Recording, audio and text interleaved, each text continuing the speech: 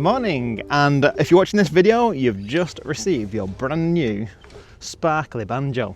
Whether it's a birthday present, a Christmas present, or anything else, you've got your banjo and now you're wondering, what the hell do I do? Where to begin? So by the end of this video lesson, hopefully I'll give you some practical knowledge on exactly how to approach learning your banjo, what to do on day one, and some other unorthodox advice, which I wish I knew when I first started. So first of all, congratulations on your purchase or on your gift. Learning the banjo is one of the most satisfying and rewarding things that you will ever do, and no doubt it's going to bring you many years of joy. So let's have a look. What are the things that we should bear in mind on this very eventful day, day one? So, might be a harsh truth, but I tell this to all the beginners that I teach, and this is this very simple fact. Today, this moment, right now in time, is your worst day. This is the worst that you will ever be at playing the banjo. Think about that just for a moment. Today is the worst. And not only you, but me as well. Today is the worst that I'll ever be.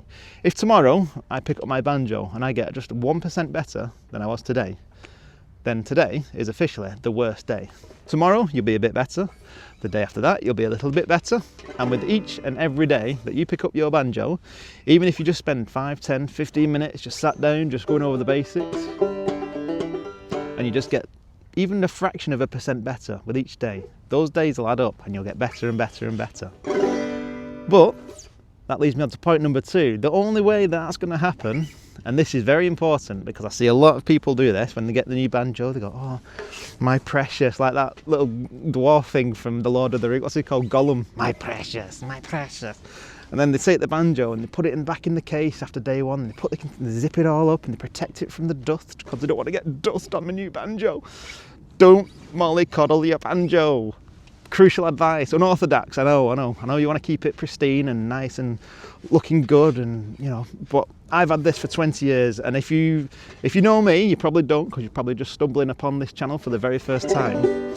But if you know me, I carry my banjo and I'm talking everywhere with me. Through rivers, through swamps, on the moors, in the rain, everywhere. And look, it's perfectly fine. I've dropped it, I've banged it, I've broken strings. I've had it for 20 years and it can still.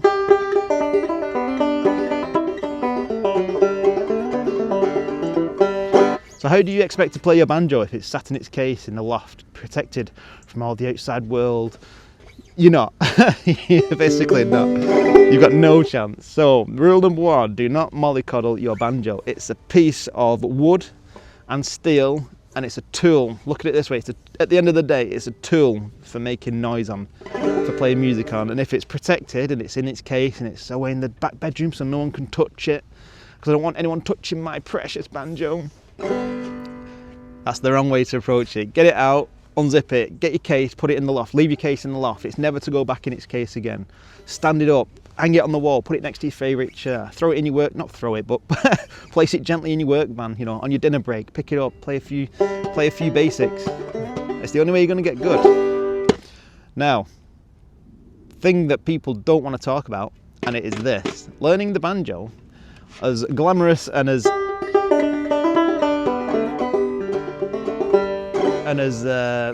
magical as it may seem, it requires work. Now, if you are the work shy kind of person, if you don't like a bit of effort, or a little bit of work scares you off, then you might want to consider putting the banjo back on eBay, getting rid of it, because it requires work, it requires time, it requires effort, it requires repetition, it requires you to show up every day, to put in the grind and to learn it. And the only way you're going to learn it is by racking up those all-important banjo hours. What is a banjo hour, I hear you ask? A banjo hour is time spent with your banjo, but it's not just any old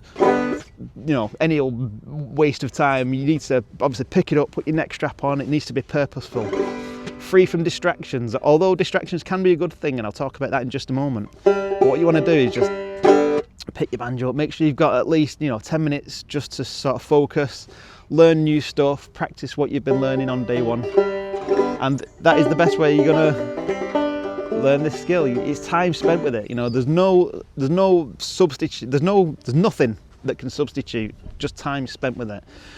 Put your neck strap on, get used to the feel of that, get used to how it sounds, get used to tuning it up, the basic stuff. and then start hitting strings, listen to it, listen to what each string sounds like. And before all that, what I'd advise you to do is actually do a little bit of research on the different styles of banjo playing. Now, there are two primary styles. There's the finger-picking scrug style.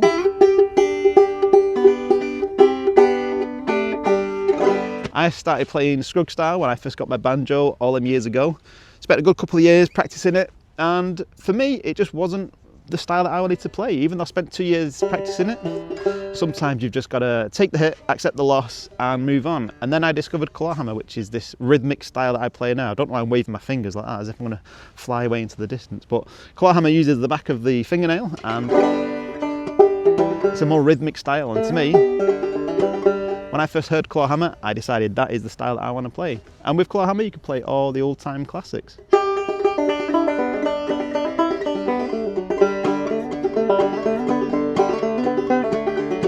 I got a girl and she loves me, she's the sweetest she can be. She's got eyes of baby blue, makes my gun shoot straight and true. Going down to Cripple Creek, going on a run, going down to Cripple Creek to have some fun. Going down to Cripple Creek, going on a whirl, going down to Cripple Creek to see my girl.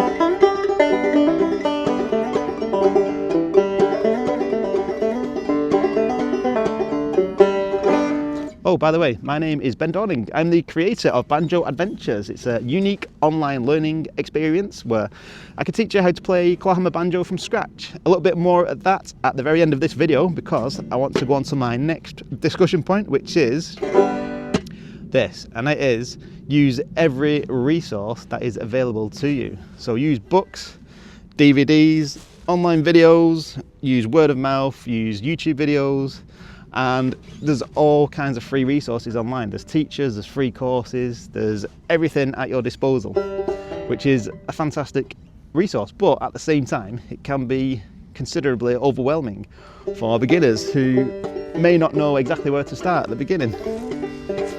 So that is my second bit of advice, is use every single bit of resource you can get your hands on.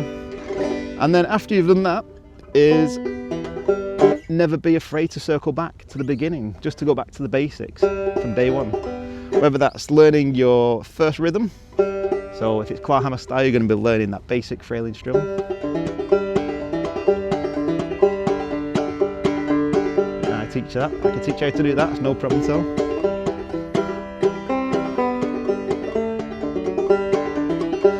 And the basic frailing strum in claw hammer banjo, it's like the jab in boxing. It's the basic skill, it's the core fundamental skill, and without getting it right from day one, you know, it's something that you spend time with, and it's not something that comes lightly either. You know, it's going to take many hours to get used to doing this, the basic frailing strum.